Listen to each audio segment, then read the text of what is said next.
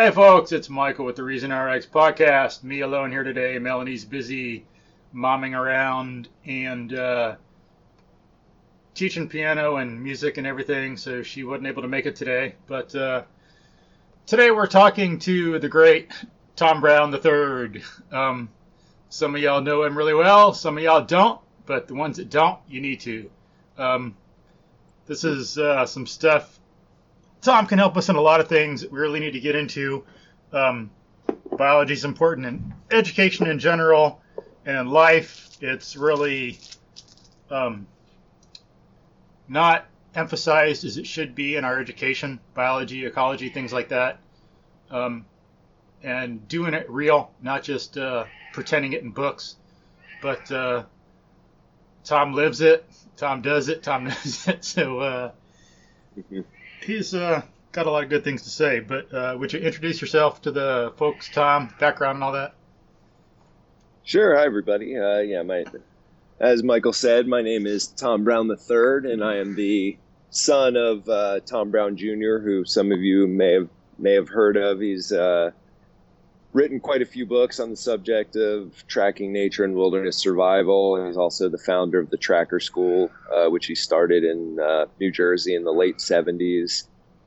And I am essentially a continuation of him. I knew from an early age, growing up around him, I was able to capture his passion for the wild places and for the beings that we all share space with. And, I continue that work nowadays.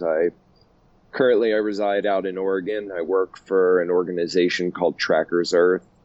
And we essentially help to reconnect everybody back to nature, children and adults, through a large amount of programming, all designed to foster a deeper connection to the natural world.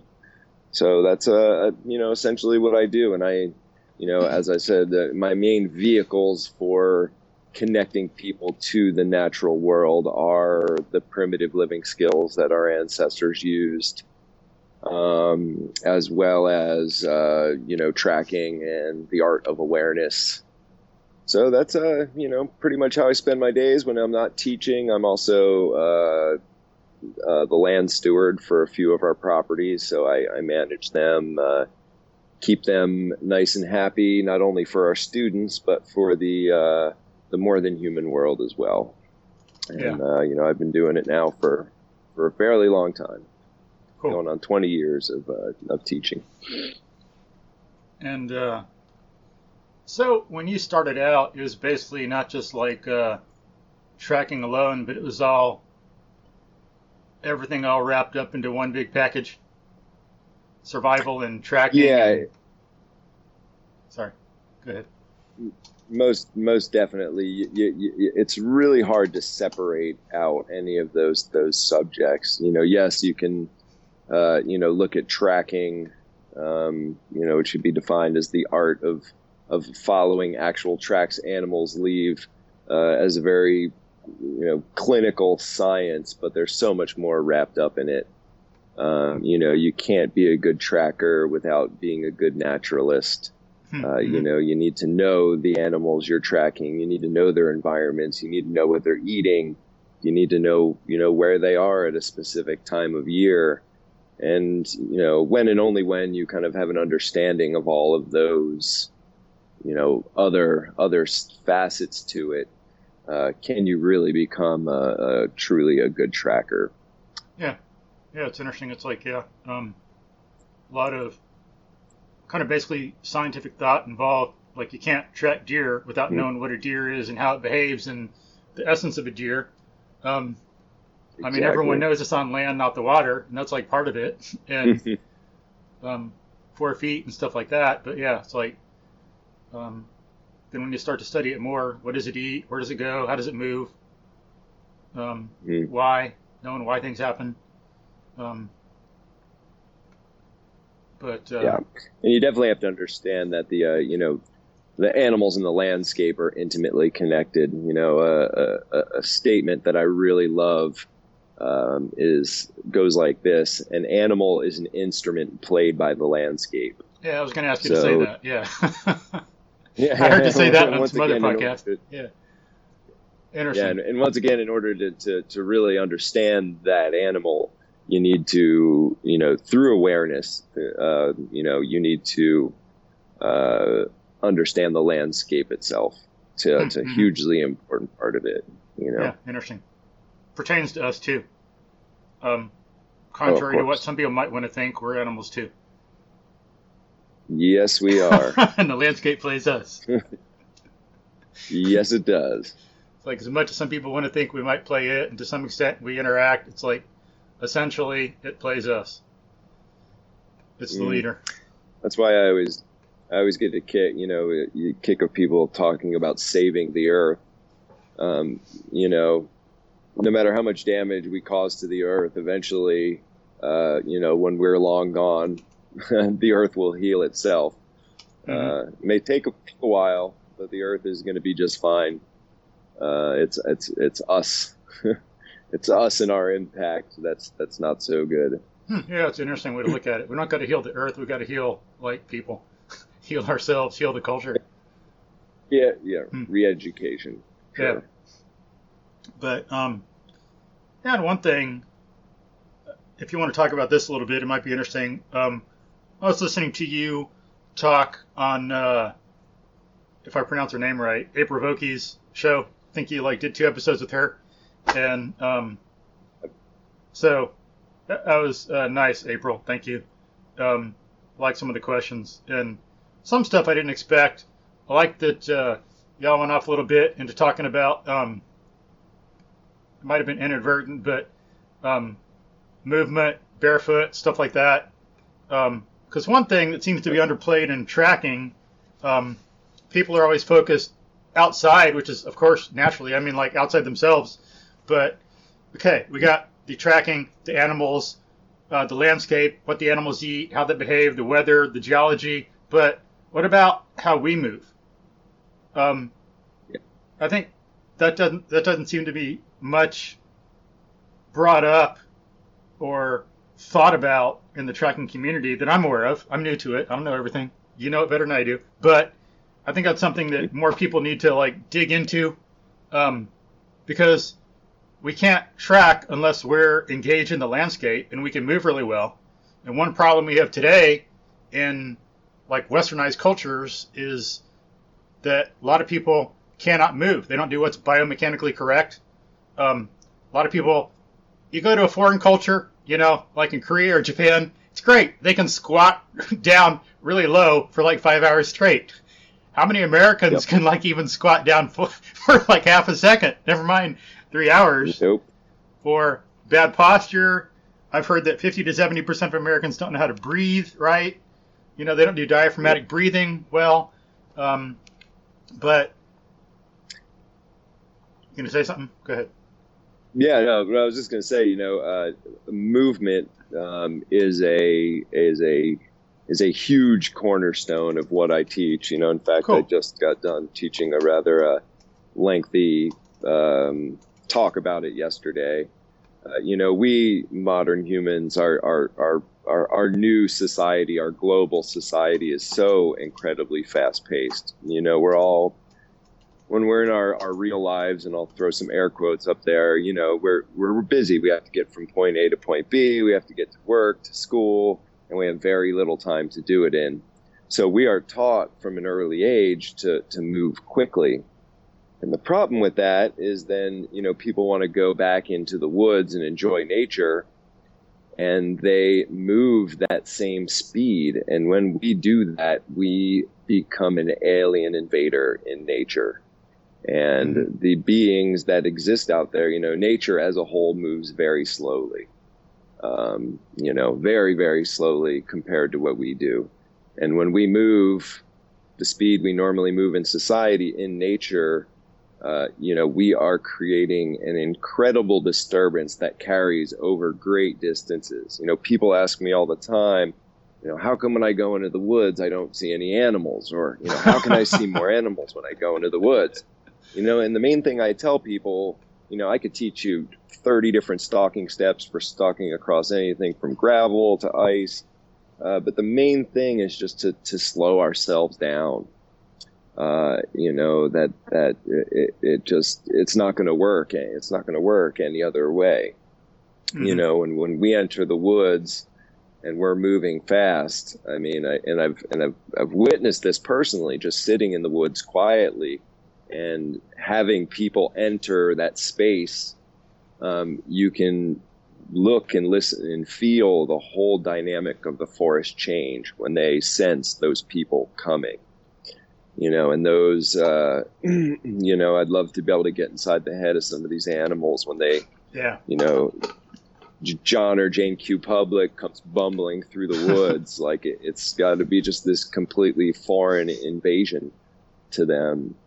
And then, if you just take a minute to, before you enter the woods, to slow yourself down, take a deep breath, move half the speed you normally would, you'd be amazed at how much more you'll see and how much less of a reaction the forest will have to you. Yeah. It's really quite remarkable. And not only that, but our modern hasty movement is horrible for our bodies. It's absolutely horrible for our especially bodies. When it's no wonder that people have... Yeah, especially when it's done in a biomechanically incorrect way, the way most people unfortunately do it. Don't have good movement role models. Yep. And so, unfortunately, like I was that way too. I had to learn. I was like horrible in my movement and everything, but people are going fast, but you can go fast, but they're not even doing it in a like human appropriate way. Sorry. Yeah. And there are totally ways to move quickly and efficiently and biomechanically correct. But I think first that the first and foremost, the cornerstone of it is you need to learn to cultivate that slowness. You can still have that slowness within you, even if you are moving fast. It's not like our ancestors are all hunter-gatherers constantly crawled around at a snail's pace. If you look at the Tarahumara of the Copper Canyon region of Mexico, here's peoples that are capable of running, 50, 60, 100 miles. Everybody is able to do this because they run in a proper way. So yeah, the movement thing is, go ahead. So did you see the video? There's a guy in the U.S. who could run like a 3.5-hour marathon, and he went to Africa and he raced a primitive tribesman in a sprint there, and he recorded it. It was great. Did you see that? It's like no. The guy's running and he's like forcing it. And he's like tense, and he's like looking like a ungainly kid learning to walk, like run. And the tribesmen are watching, and they're just laughing. And the guy he's racing is just moving effortlessly and efficiently, and he's laughing and he's joyous the whole time. Whereas the Americans just it's like. It's hard work, and I'm just like so like in pain. It was like the contrast was amazing. Yeah, there's other stories out there about the ultramarathoners going down to run races against the Tarahumara in Mexico, and the Tarahumara tribes people would get so far ahead of these world-class ultramarathoners that they would stop and smoke cigarettes on the side of the trail as they're waiting for these ultra marathoners to catch up to them. Wow. And because the way those peoples runs, indigenous people run is, you're allowing the mechanics of your body and your connective tissues to do a lot of the work. You're not necessarily putting much effort into it. Whereas if you think of a Western runner, you think of like the sweaty dude just giving it his all. That might be good for a quick all-out sprint, but that's not going to give you distance or endurance over long distances. It's just not the way to do things. Or if you're in a survivalist situation, it's not a good idea. It's like not good in the long run. You're going to wear yourself out, starve yourself, die. Yep, man. Conservation of energy is paramount when you are in a survival situation. You do not want to burn any extra calories. I mentioned earlier an animal being an instrument played by the landscape. The second part of that is an animal will always take the path of least resistance unless pursued. Mm-hmm. And the reason being is they don't want to expend any unnecessary energy. That's why with a little bit of skill and training, animals are pretty predictable, and you can pretty easily figure out where to find them, just by, what I call landscape tracking, looking at the landscape as a whole, and finding those paths of least resistance. And it's something we naturally do as well when we move through the forest, things like switchbacks, and, you're never going to go straight up a super steep hill. It's just not efficient or good for you. You're going to do some switchbacks, and animals are the exact same way. Yeah, and like when you were on April's show, I like the fact that you brought up that a lot of people think of Native American survival skills just because that's the most recent group we have, but these are traditions that pertain to all humans, all our history. We wouldn't be that way without it. But so in that context, I like kind of with what you were saying. I heard a phrase because so we all have that background, but unfortunately, living in houses and stuff, some like Europeans or Americans have kind of lost those skills and that ability to move. And so in that context, I've heard some American Indians say, I haven't heard it myself, but I just heard that some have said this in some like reading I've done. They say that Indians, it's something like, I forget the exact quote, but Native Americans move with the forest, white men move through the forest. So it's kind of like that. Yeah. It's, another term I constantly use with my classes, especially as it pertains to movement, is when we move across the landscape, we want to move with the ebb and flow of the landscape and what's going on around us. Nice. Not against it, not imposing our will, upon the landscape. And it's true with survival. That's why a lot of these, shows that are out there nowadays, man versus wild, and, always presenting this, humans and nature in an adversarial relationship. Yeah.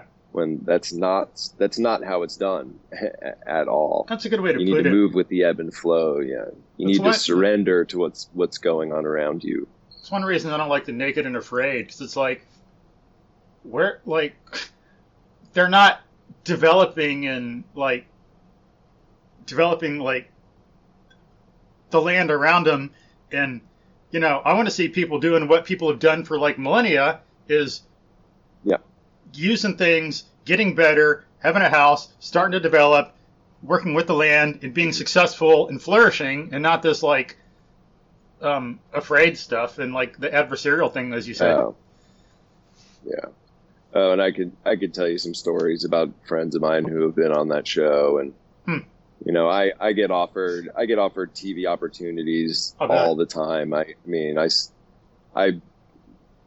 starting when this whole kind of survival TV show craze started, 10 or 15 years ago, I've probably at this point turned down hundreds of opportunities. And mostly because, it's, the humans and nature in an adversarial relationship. And then B, what they're doing now is they're using wilderness survival and nature as another vehicle to showcase human drama, because that's what they really want in those shows. They want the people arguing. They want them breaking down and crying. Mm-hmm. It's not about the skills. It's not about the nature connection. It's about the drama, and that's why I just steer clear of any of those with a 10-foot pole. And finally, in the last few years, they know better than to email me. But occasionally I'll still get one with some, crazy concept. I got one recently where they, do you know two siblings who have been estranged for a decade or more who you could link up in a wilderness survival situation to help them rekindle their relationship? Yes, I do, really? But I won't. Thank you very much.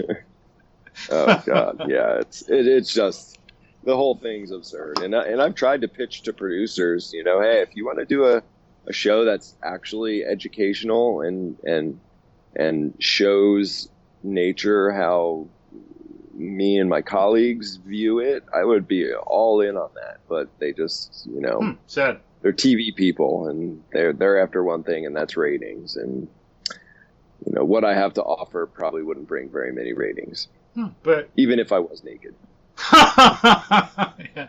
But I think maybe their perspective is wrong. I wonder if some of them would think about pitching it to schools if you made something about nature and survival and all these other things you do, and did it in a proper way. Seems like there'd be a big market with all the schools we have, elementary through high school. Yeah, I do have some friends who are independent media folks who are starting to work on some projects like that Oh, nice, will have some actual educational value and showcase these things in a much better way than they have been to date so far. That's good to hear. Look forward to that coming out. But yeah, in regard to movement, let me see.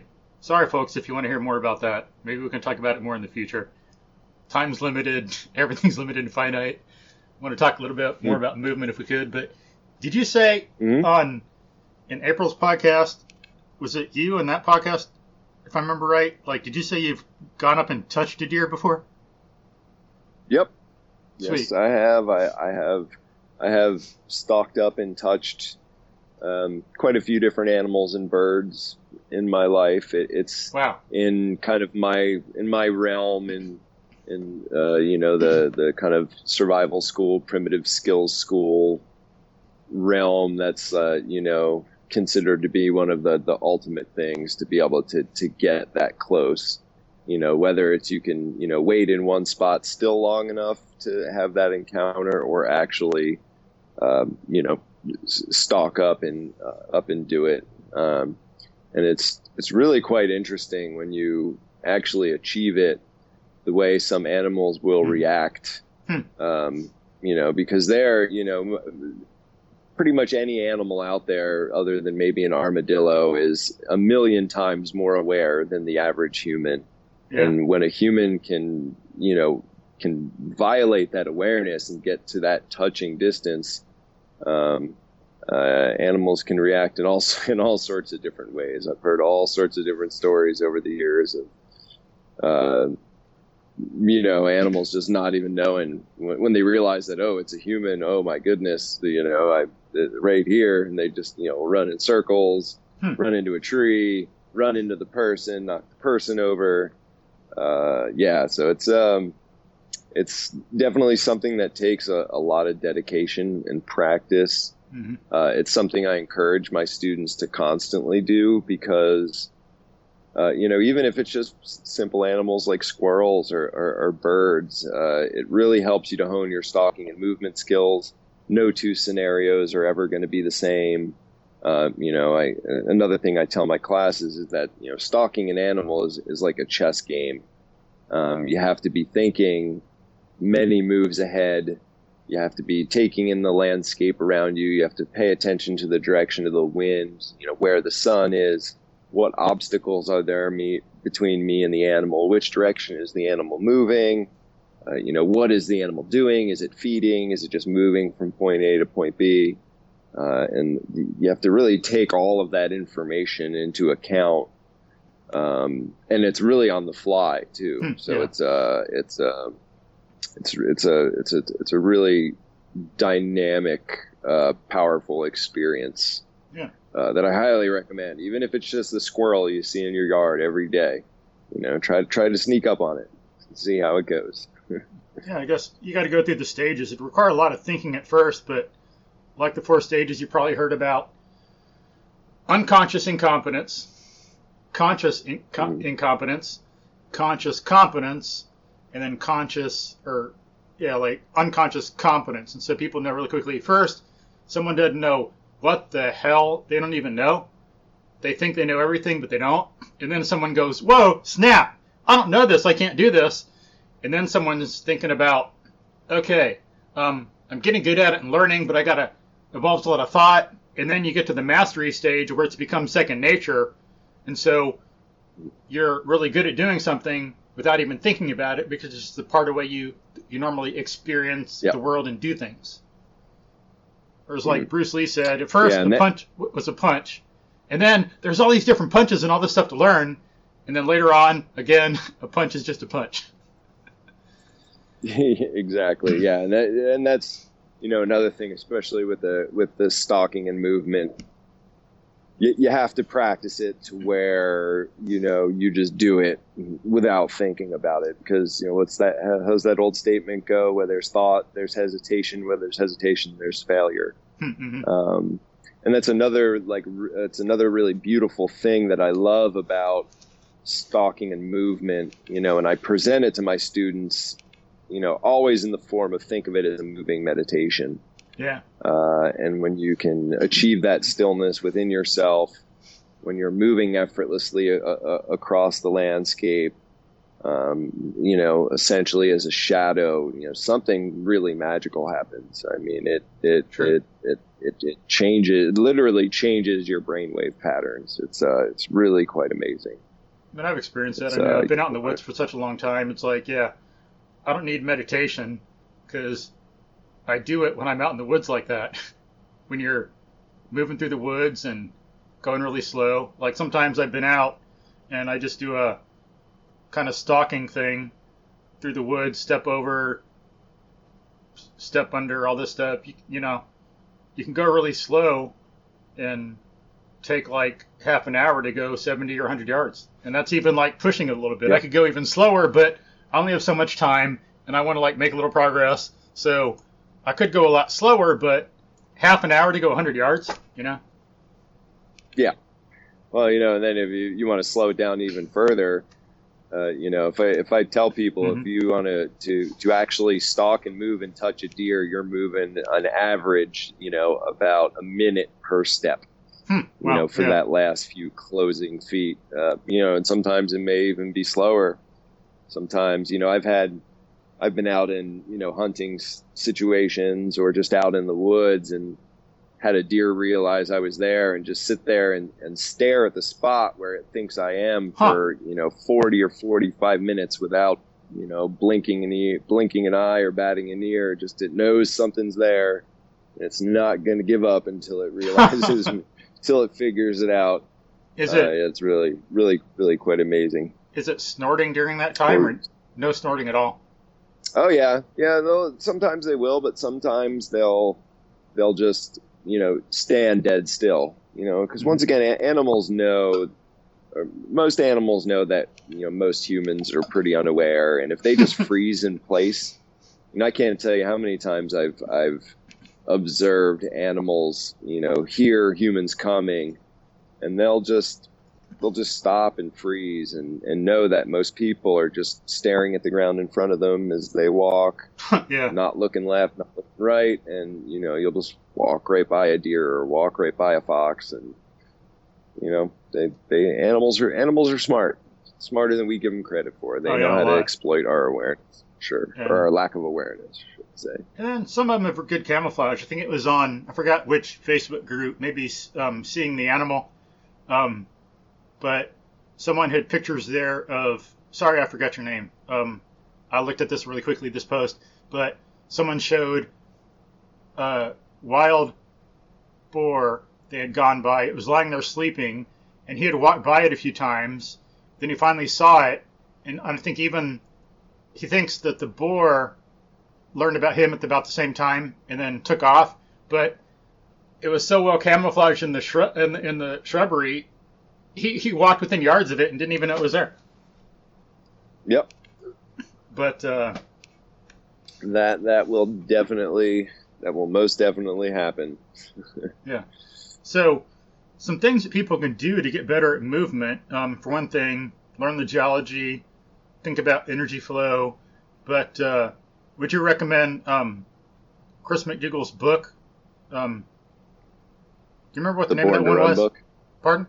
Yeah, I think it's Born to Run. Oh, yeah. It's called. I listened to that, too, maybe once or twice. That's a good book. I recommend that to people. Yeah. That's a good book. As I said, the biggest tip I can give people, a few tips I'll give.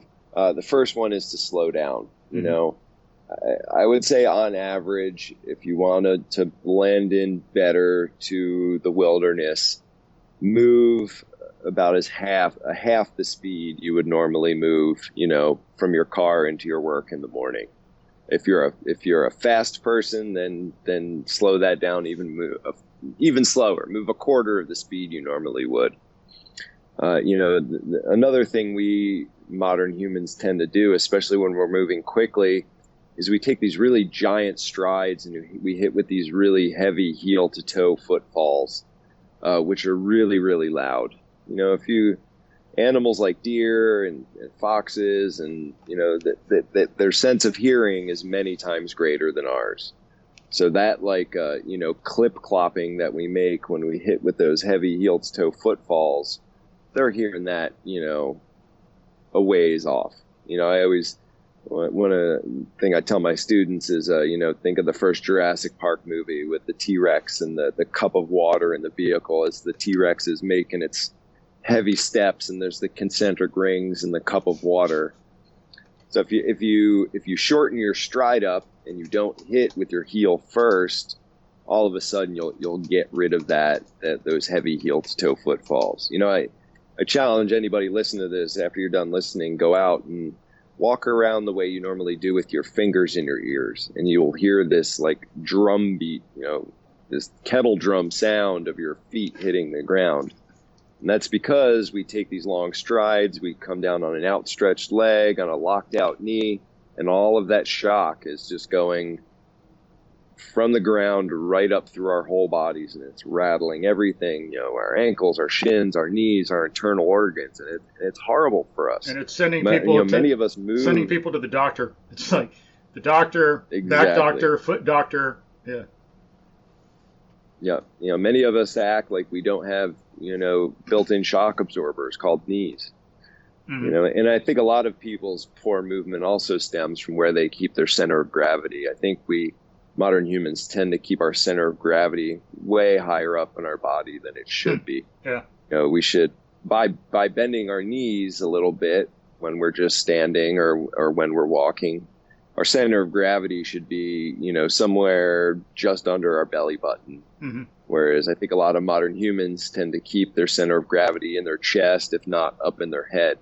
When they do that, we're incredibly off balance. And it's good for horseback riding too. All sorts of things to compensate. Yep. Yeah, I've heard like people who are expert horsemen, who are into natural horsemanship, talk about that. Like, forgot his name right now, but he's into black belt in Aikido, I think, and Mark Rashid, R-A-S-H-I-D. He's got some good books, but him and other people talk about how a lot of people, they're thinking in their head, but then when he gets mm-hmm. them to focus on like your hips, a little bit above that, focus on that area, then you can ride better. Or he'll do it with demonstrations with people standing up too. I'm going to push against you, think in your head. Okay, now think from your hip, so to speak. And they can tell it makes a difference. So, yeah, that's agreed. It's like, yeah, for sure. It's a one of my favorite things to do is people watch. And if you spend enough time people watching, you can see a lot of these things that we would just normally wouldn't even pay attention to. It's like when a modern human is at a standstill and they want to initiate forward movement, what they tend to do is just, they throw their head forward, and in a blind panic, the rest of their body is trying to catch up with their head. And it's this essentially this controlled fall forward. And when we do that, we have no choice but to take these giant long strides. And because we're committing all of our weight to every step before we know what we're stepping on, our subconscious mind forces our eyes to a 45-degree angle to the ground in front of us to make sure there's nothing that's going to injure us. So, I always ask people, if you're moving too fast, if you're making a lot of noise and you're always staring at the ground in front of you, of course you're not going to see any animals when you're out in the woods, because you're just not, they're going to hear you and hide, and you're always looking at the ground in front of you. Most places you could go to a park and you could sit 10, 12 yards off a trail in a neon green shirt, and most people walk most people walking their dogs or running will just run right by you all day long and not even look at you, because most people just always look at the ground in front of them. Yeah, one time I was out and I climbed up a tree, and I wasn't even that tall, high up, 10 or 15 feet. And I don't remember how many people, but at least one person went right under me, didn't even know I was there, right above him. Oh, yeah, people very rarely ever look up. Yeah. You know, much less side to side, but very rarely ever look up. Yeah. But, and folks can look up, to get more evidence that stepping flat-footed or ball of the foot is correct biomechanically, better for our bodies. You can look up Daniel Lieberman at the Harvard Barefoot Running Lab. He's got videos, shows how the force, how much force is like your knees and ankles have to deal with when you're hitting heel strike versus flat-footed or ball. Yep. And we recommend you go slow. Don't try to do it out of nowhere. If you're used to wearing shoes, you got to work your way into minimalist stuff, or barefoot. And you can look up what Katie Bowman, the great biomechanist, says. Danny Hammett. Look up MovNat stuff, MovNat. They got a lot of good stuff about breathing. And I like them a lot because, like tracking, if we look, we can learn a lot from the people who've done it a long time, like cultures that are still primitive. I think we should do the same thing with movement and tracking.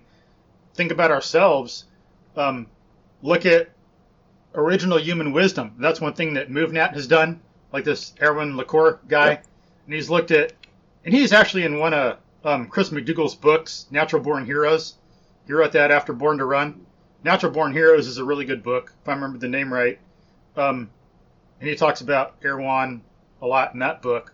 But it's a system of movement that studies, as I say, primitive cultures, modern science, teaches people how to walk, breathe, and they train people just that are couch potatoes, but they also train like Navy SEALs and stuff like that. So that's like right in line. It's funny that you actually mentioned. It's funny that you mentioned MovNat. We are actually collaborating on a class together. Sweet. Good to hear. In the spring out here in Portland, Oregon, at one of our properties. Not quite sure of the dates yet, but it'll be sometime in the spring, probably May, and it'll be up on their website as well as our website, which is trackersearth.com.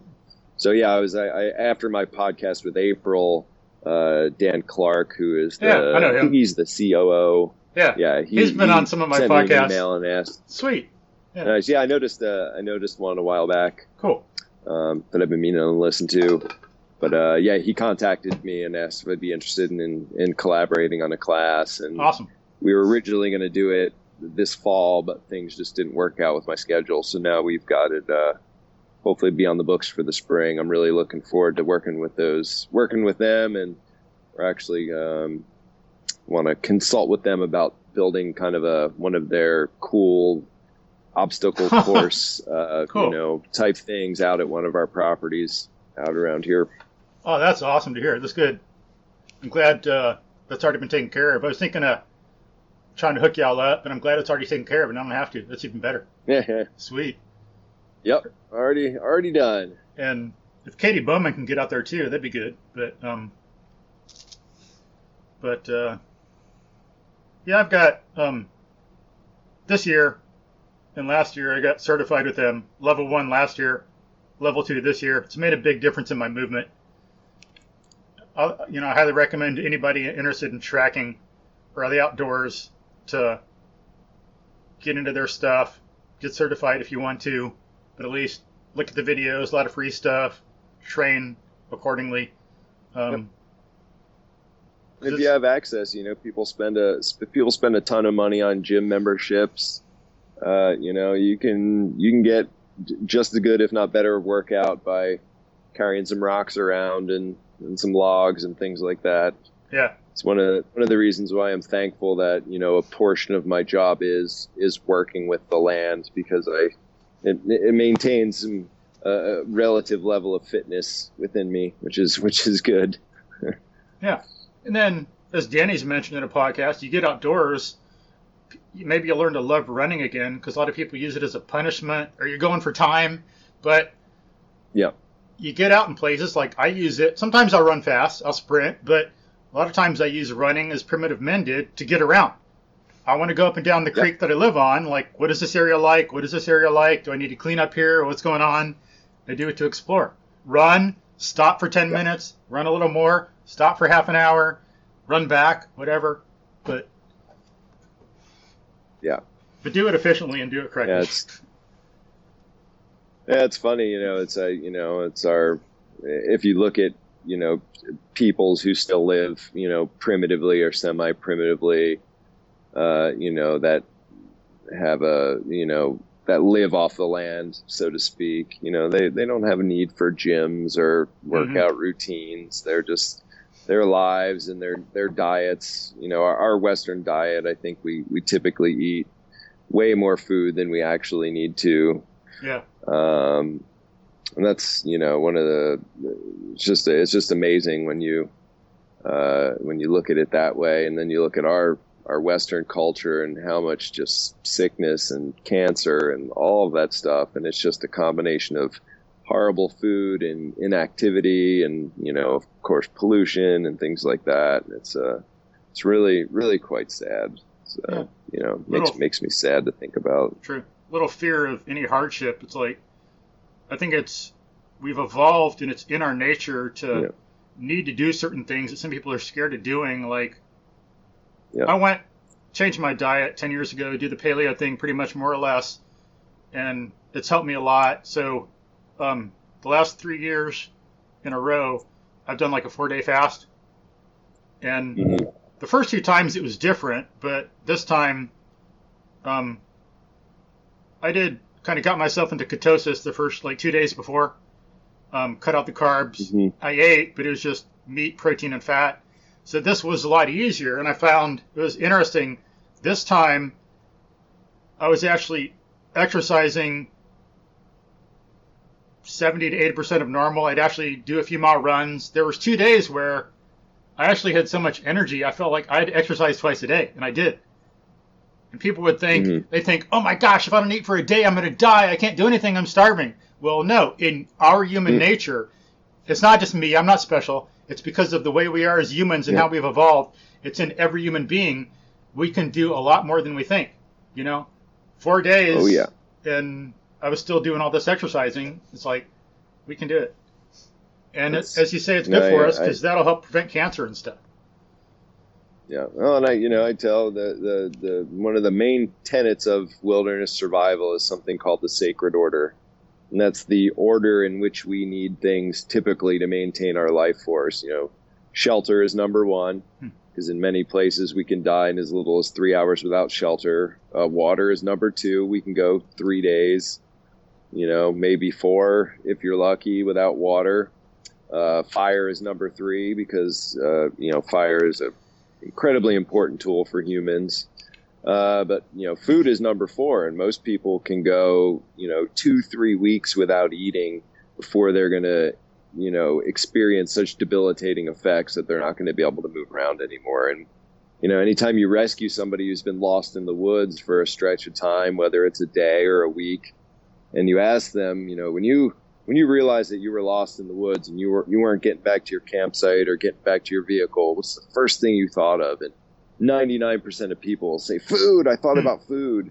And that's, there's a funny story here. A guy up here in the mountains last year went missing for a week. He got his truck stuck up in the snow, and in the newspaper article, it says he survived off of, melting snow and eating taco sauce packets. I was like, no, that he found his truck. I'm like, no, he survived off the melting of the snow and the drinking of the water. He could have probably done without the taco sauce packets just fine. Yeah.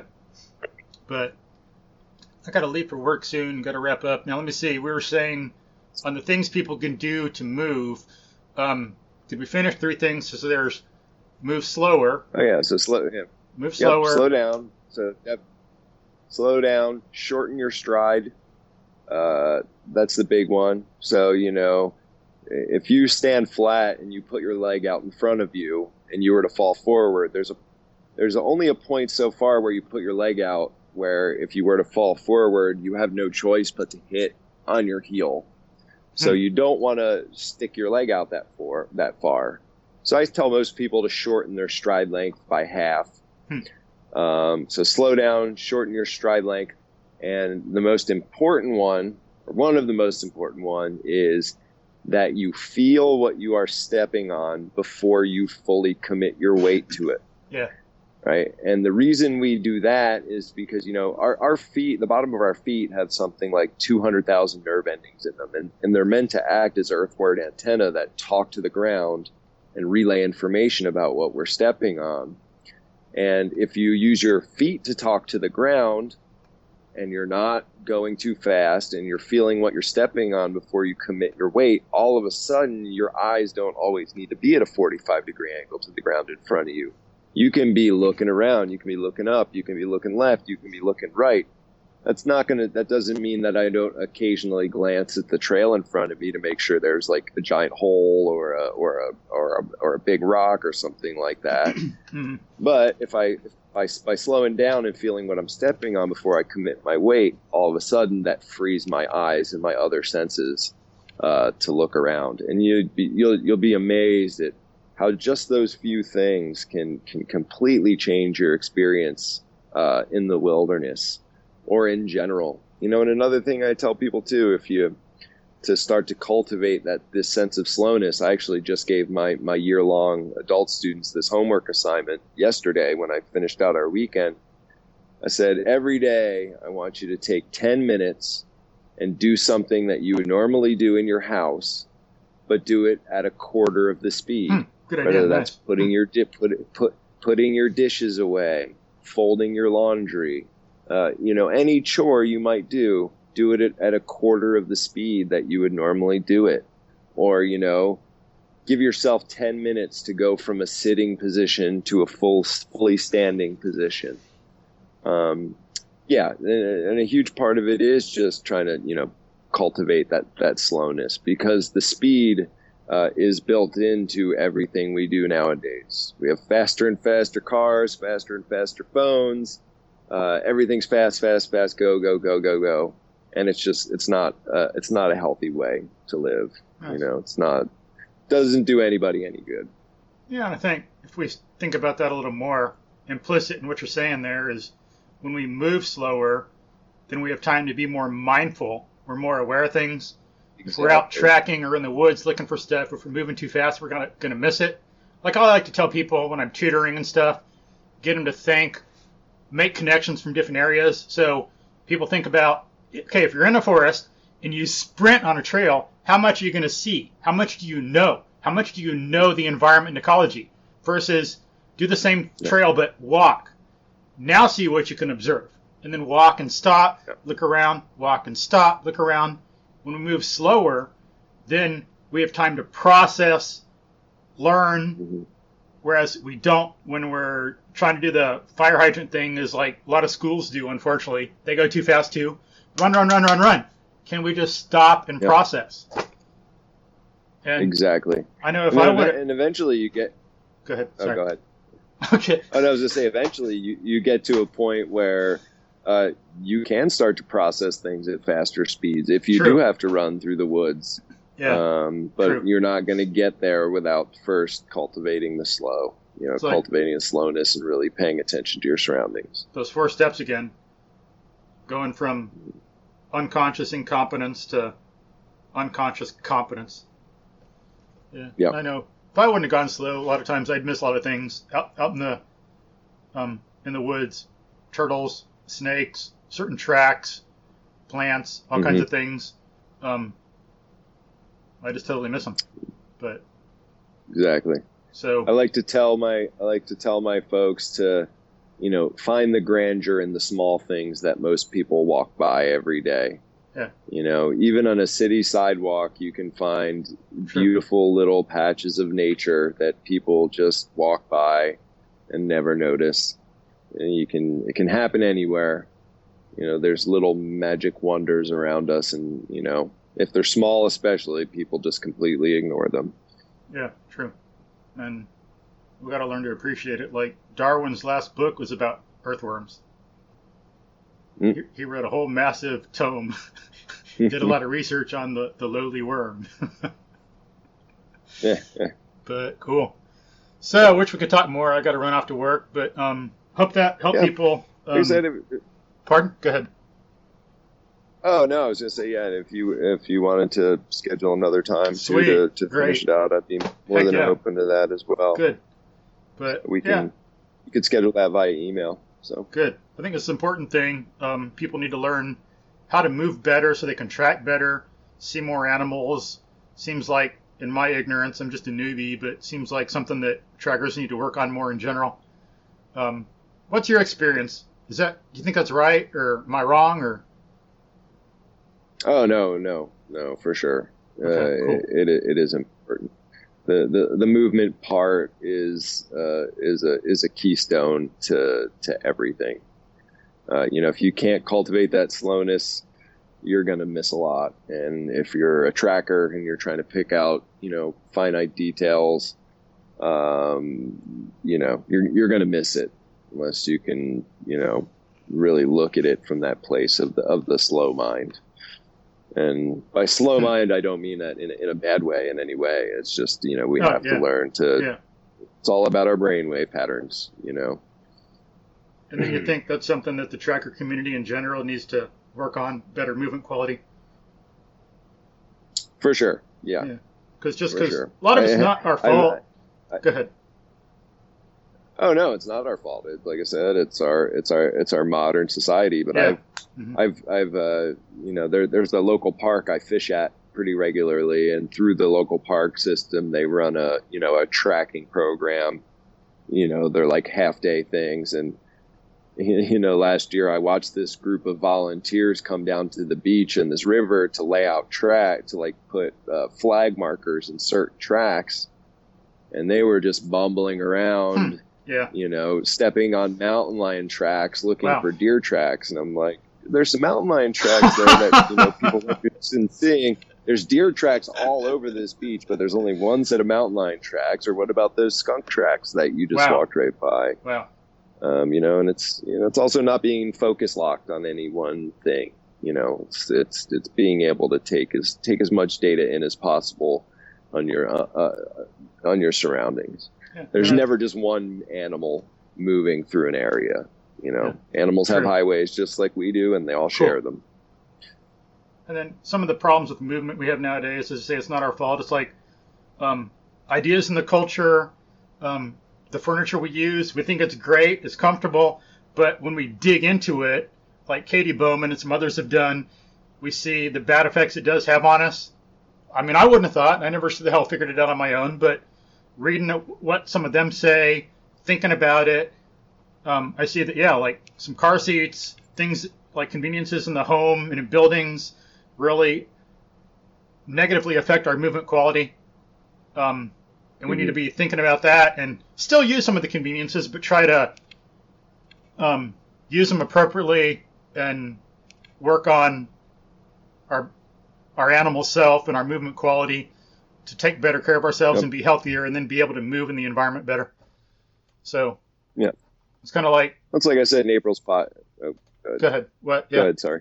Well, it's kind of like forced on us because of constraints on the culture that we don't normally think about.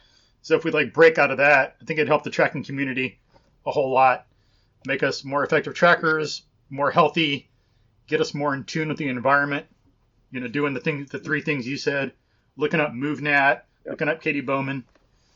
But, so, what were you saying about April's? The last piece of advice, I was just going to say that the last piece of advice I'll give people is one of the things I really love about tracking is you can always be tracking. You don't have to be in a pristine wilderness setting. I track all the time when I'm in the city, and, whether that's, in small flower beds or, looking at people's vehicles and trying to decide what they do for a living based on the condition of the inside of their vehicle, or, how many people may drive that car by the, the fingerprints and the dust on the rear view mirror, and once again, it all ties back into awareness as well. I'm fascinated by these things about, why when somebody puts something down, why would they put their water bottle on their left side versus their right side? Or why do they choose to sit in this spot versus that spot? And so we can always be tracking, we can always be honing that skill, and honing that awareness no matter where we are. We shouldn't get locked into the idea that we can only practice these two art forms, the tracking and awareness, when we're in the wilderness, because they can be done, no matter where you are. Yeah, and that can help protect you from criminal activity. Exactly. So that as well. That's a whole subject in itself. But I better run for work as it is now. I'm probably going to be late. But so, any last words, Tom? No, just like I said, slow down. Enjoy the woods. Don't rush. Take it all in. There's magic happening out there all the time, and if we can tap into that, it'll make us that much better human beings and take us out of that rat race for a little while. Cool. Good advice. So thanks. Hope you enjoyed that, folks. Hope it was helpful, and hope to have more good conversations with Tom in the future. So excellent. I look forward to it. Okay. Thank you, sir. Have a good day. Appreciate it. You too. Bye.